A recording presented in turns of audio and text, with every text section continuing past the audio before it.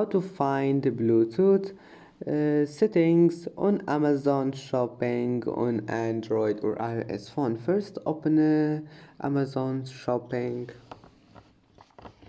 and then click these three lines here and then click Settings, and here we'll find permissions,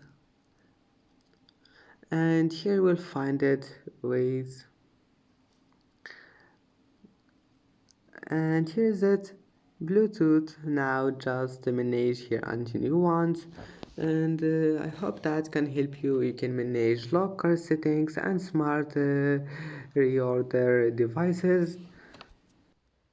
And that's it for today's video.